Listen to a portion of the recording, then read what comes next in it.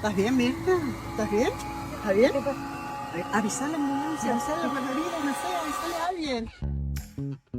Como guardavidas siempre estamos atentos a lo que sucede en el agua, pero muchas veces las emergencias ocurren en la orilla del río Limay. Por eso, en conjunto con Aldana y las ambulancias Ave Fénix, te mostramos qué hacer ante ciertas situaciones que nos pasan en el río.